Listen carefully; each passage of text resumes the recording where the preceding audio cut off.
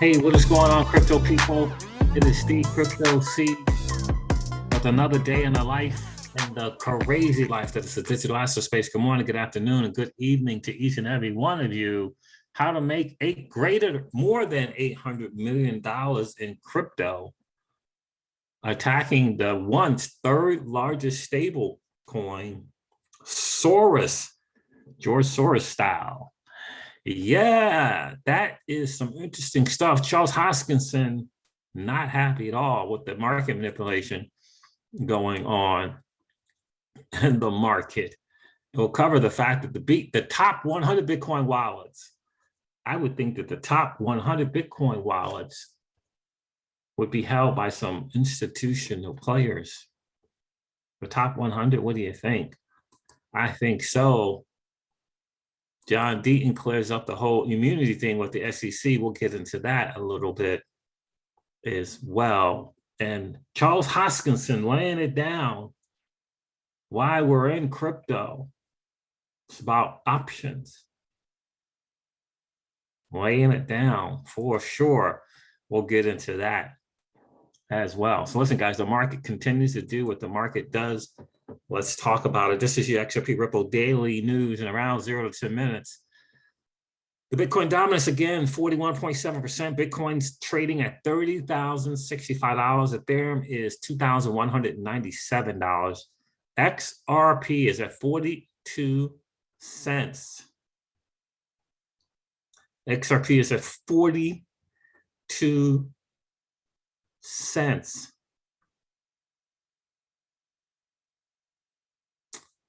Yeah, that's what happens.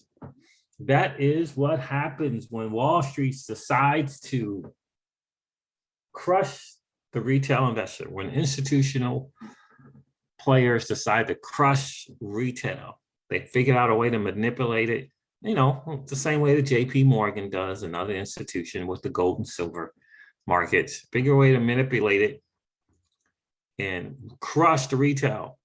Charles Hoskinson said it himself. This is a institutional investor versus retail investors. That's the war. That is the fight. They don't want you walking away from their liquidity pool. That is the fight, guys. So yeah, the market is just red everywhere you go. Lots of double figure reds in the freaking market. Wow, that is crazy. Where's this George Soros thing here? Shout out to On-Chain Wizard for sharing this. This is an example of the money that was made. How to make more than $800 million in crypto, attacking the once third largest stablecoin.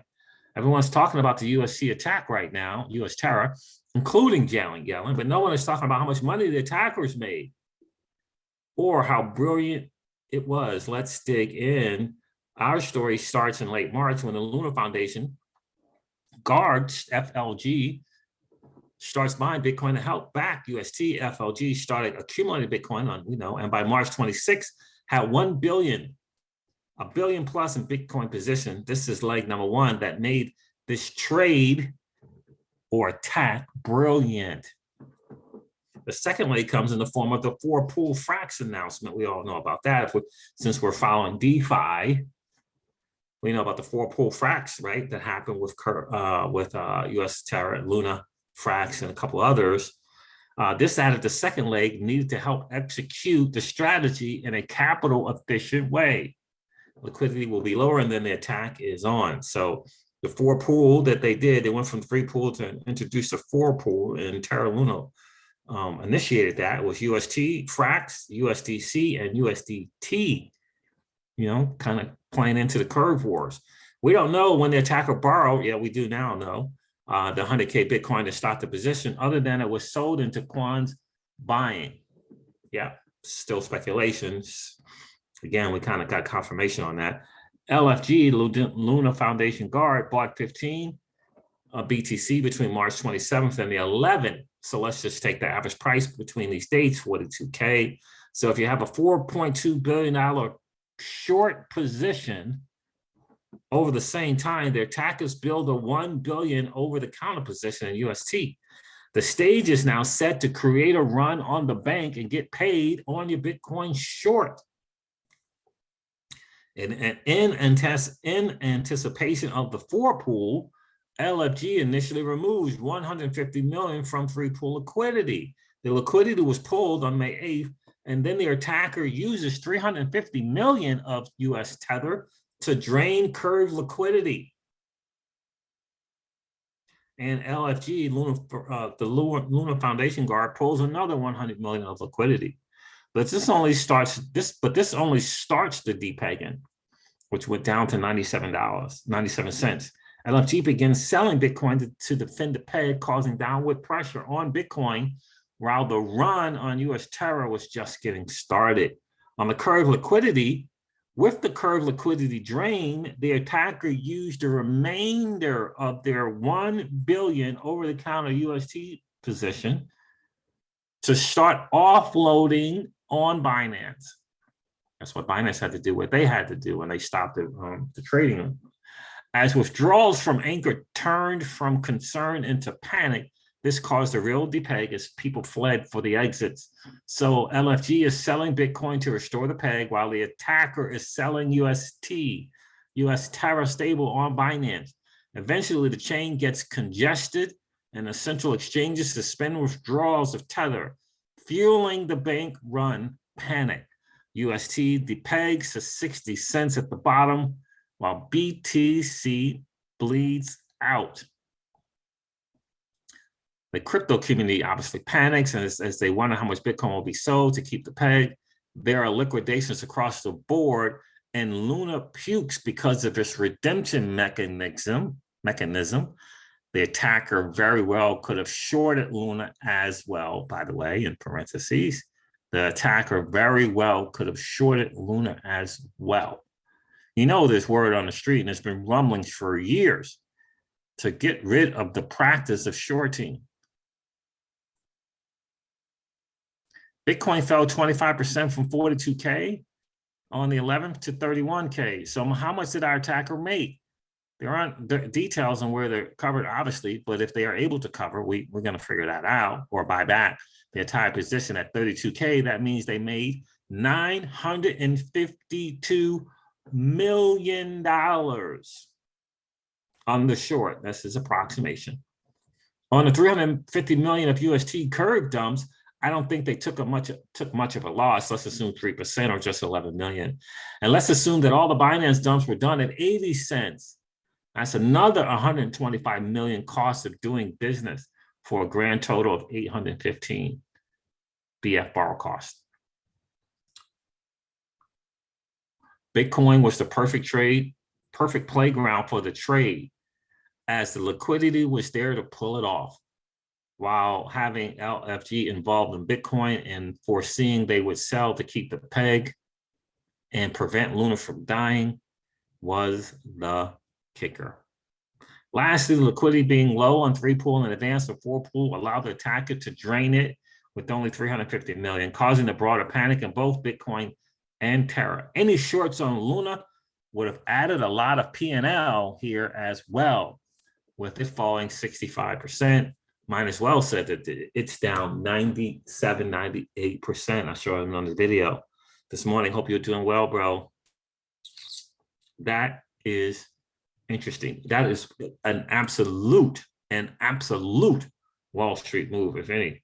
So here's the word on the street on Luna. Charles Hoskinson shared this earlier. I shared this on my last video. If you haven't seen that video, I highly encourage you to check that out. By the way, I wanted to stand corrected on the pre-IPO in the public and private markets. That is obviously a place where you can win, but that is obviously only available to accredited investors.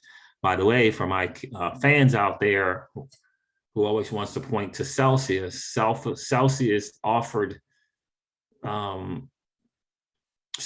positioning in that company to the people on the platform holders. Yeah, and to non-accredited platform depositors outside of the US. Yep.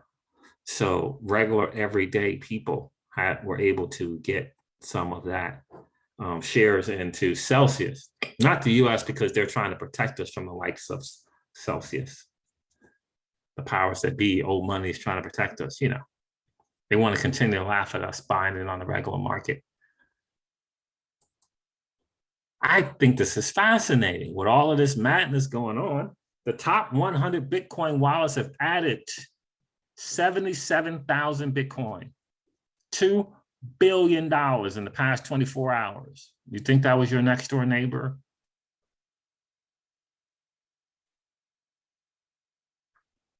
Or was that old money, institutional money? I'll let you decide. John Deaton was asked this question. Hey, John Deaton, a question I get a lot. The SEC has immunity. Bill Hammond, while at the SEC, had immunity. What removes the immunity, or how does it get pierced? John Deaton at Pitbull said, I will do a thread later. But know this, it is called qualified immunity. It is not called absolute or complete immunity. He is immunized for actions and conduct committed within the scope of his duties. Criminal conduct isn't within that scope.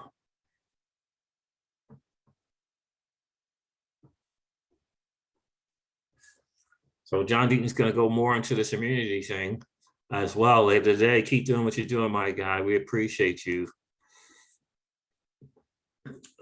I'm going to share this video, and I'm going to share another one from Charles Hoskinson. Hopefully it is up on my Twitter page. They can listen to the real deal about institutional money, old money, and Wall Street when it comes to you. Recession, reallocate your portfolio.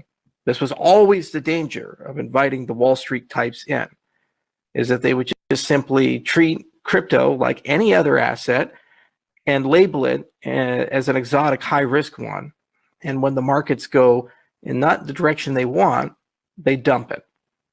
The retail people are holding because they are opting out of a global system that's unfair, a global system that's frankly rigged. I've seen it myself. I've been in the meetings. I've talked to the people everywhere I go.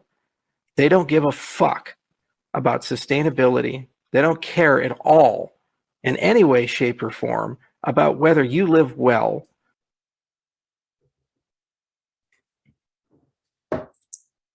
Yeah. That is the reality of it. But keep promoting those traditional finance products that don't want you to win, that's owned by Wall Street and institutional money. I think this is hugely important, and obviously it's going to be a great lesson for us in the digital assets for sure. A guy named Torrey Corton put this out. He says, putting your life savings into numerous different cryptocurrencies is not diversification.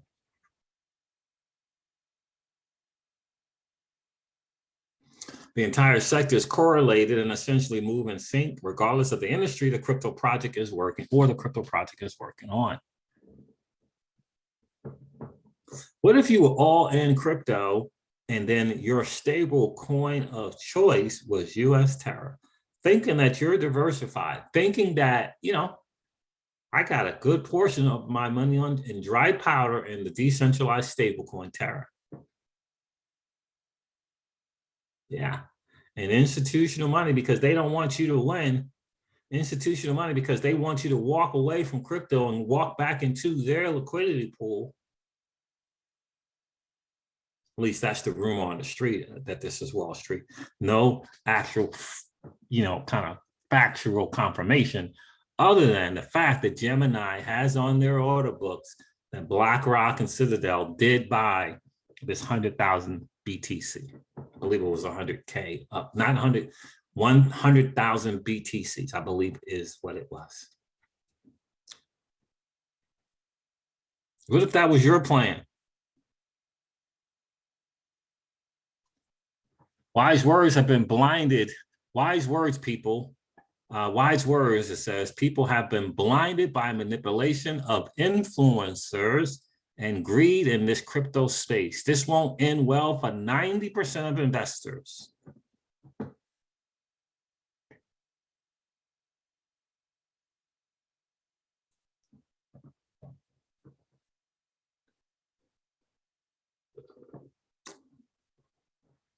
Let me see if I can't find the real deal.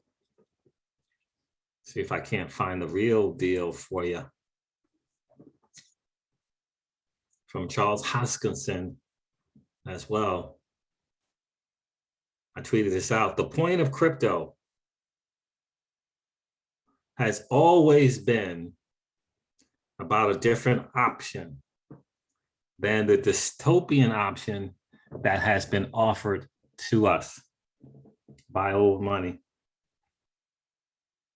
and the likes of the WEF.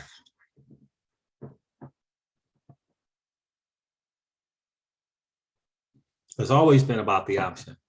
If I said it once, I said it 1,000 times. Old money, institutional money in Wall Street does not want you to walk away. They do not want you to walk away from their liquidity pool. You got to get it. Retail investors for decades have been the liquidity pool,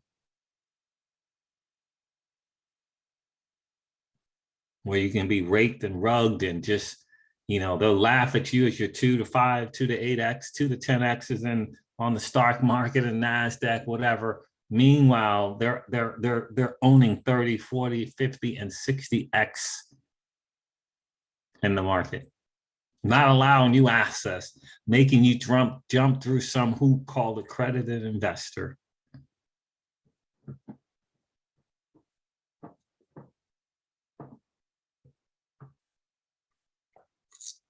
Saving money, huh? Got cash on the side, do you? Where you got that cash? In the bank? So you're participating in increasing the money supply. You're participating in that ecosystem. And in return, they'll give you 0.0009% on your money.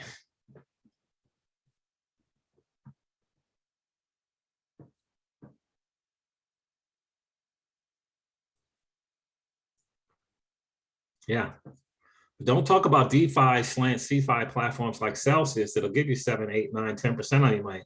Don't talk about those. Talk about the traditional finance products. Take a listen to Mr. Hopkins. No, what is she?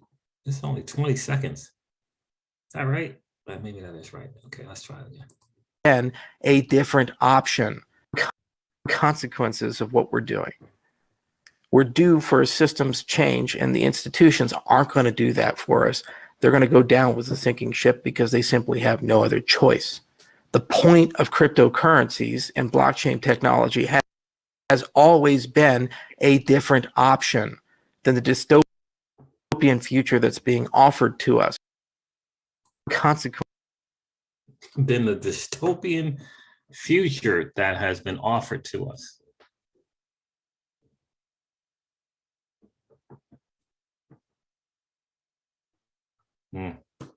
Nicely said, Mr. Hoskinson. Nicely said, for sure. It's just the reality of the situation. And if we keep thinking that they're going to save us, that this regulation, that they're looking out for us, nonsense. Central bank digital currencies, nonsense.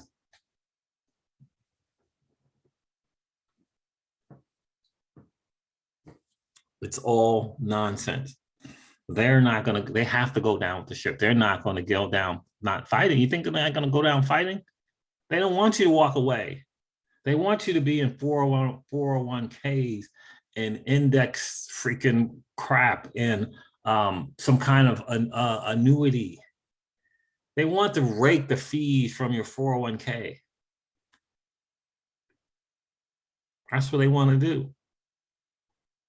They want you to be concerned about taxes so that you buy their financial products like IRAs and Roth IRAs.